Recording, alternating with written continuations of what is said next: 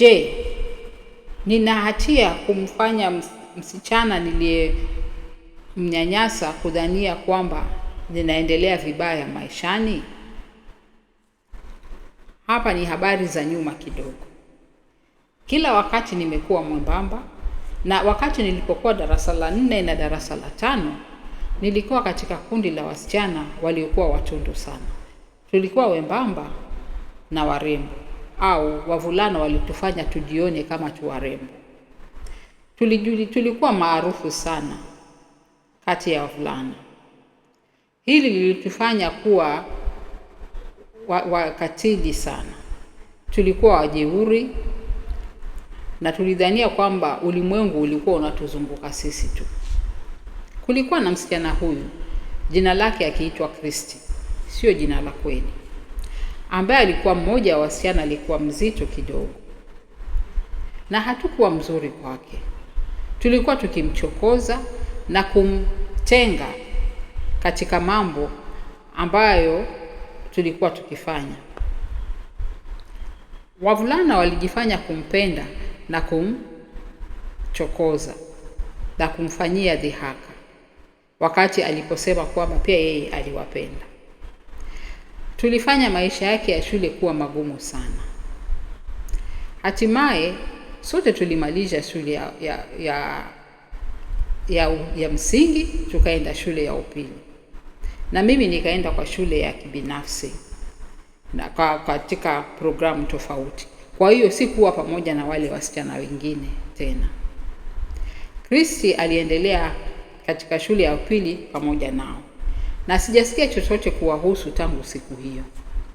Nilimaliza shule yangu ya upili na nikakuwa mtu mzima, na nikaacha tabia hizo mbaya za kuwa mdhulumaji, na nikapata marafiki waliokuwa wazuri wenye heshima.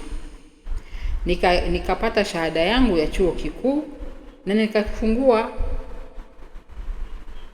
duka la vitabu na mkahawa. Na pia hata sikuwahi kufikiria tena mambo ya shule ya msingi na marafiki zangu au Kristi katika miaka hiyo yote, hadi wiki moja iliyopita. Duka langu la vitabu huwa halina watu wengi sana. Ni mimi tu na mtu mmoja mwingine ambaye anachukua fedha na watu wanaoitisha kahawa. Yule mwingine yuko jikoni. Kulikuwa na kundi la wanawake walioingia, wanawake kama umri wangu.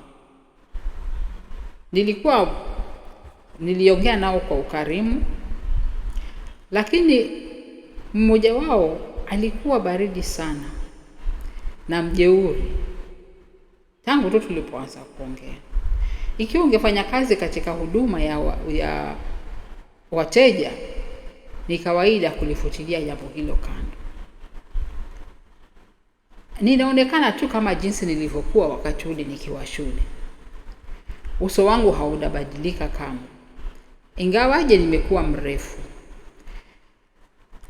Lakini ilipokuwa wakati wao kutoka na kulipa, yule mwanamke aliyekuwa mjeuri alinijia kulipa na akaniambia, ninaamini kuwa kama iko. Nilichanganyikiwa, nikamuuliza alichokimaanisha. Akasema wale wanyanyasaji shule huwa siku zote wanatoroka matukio ya matendo yao, lakini wewe haukuwa na bahati. Akaniambia kwamba nilimdhulumu wakati akiwa shule ya msingi, na rafiki zangu waliendelea kufanya hivyo walipofika shule ya upili. Moyo wangu ulisimama wakati nilipogundua kwamba huyu alikuwa ni Kristi. Nilimwomba msamaha kwa jinsi nilivyomfanyia, na nikamwambia haikuwa sawa, kwamba aliumia kupitia mikono yangu. Pia hata nikasema kwamba nitamlipia bili yake. Kristi alisema hapana, na akataka kuongea na maneja wangu au mwenye mkahawa ili wajue aina ya mtu waliyemwajiri. Nikamwambia kuwa mimi ndio mwenyewe Nikamwambia mimi mwenyewe, na tena ninamuomba msamaha sana. Alikasirika baada nilipomwambia hivyo. Akasema kwamba alipitia miaka mingi sana ya matibabu kumsaidia kuirudisha hadhi yake juu. Aliumia sana kupitia miaka yake ya ujanani. Hadi leo ana matatizo ya kuamini watu katika mahusiano yake. Alikuwa akipiga kelele kwamba hawa watoto wanaonyanyasa wengine hawafai kufaulu, na kwamba mimi sistahili kuwa na maisha mazuri. Rafiki zake walijaribu kumwambia atoke, lakini yeye aliwapuuzia mbali. Walijaribu kuomba msamaha kwa sababu hawakunijua, lakini nikawaambia ni sawa na kwamba bili yao nitailipa. Mpishi wangu alikuja na alikuwa anawaambia kwamba ataita mapolisi kwa sababu Kristi alionekana kwamba ataleta vurugu. Lakini nikamwambia ilikuwa sawa. Hatimaye kundi lote likaweza kumtoa. Nilifunga duka langu kwa siku hiyo nzima.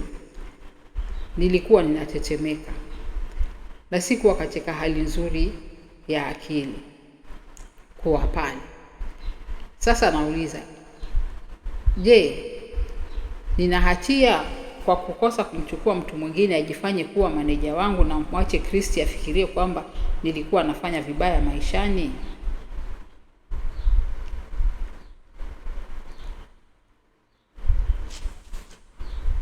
Alipata mawaidha fulani kwamba wewe na rafiki zako kweli mlimdhulumu, na inaonekana kwamba rafiki zako wa zamani waliendelea kumnyanyasa.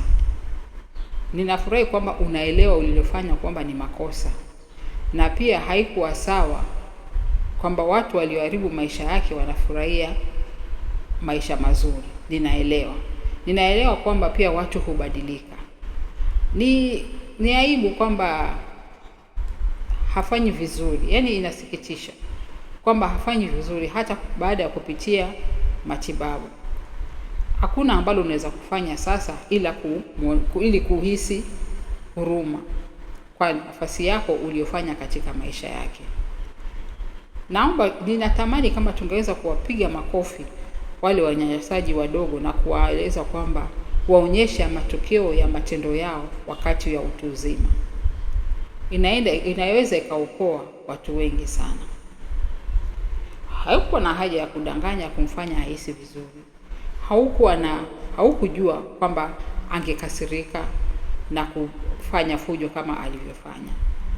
Angeendelea tu kukununia na kuacha kuja dukani kwako.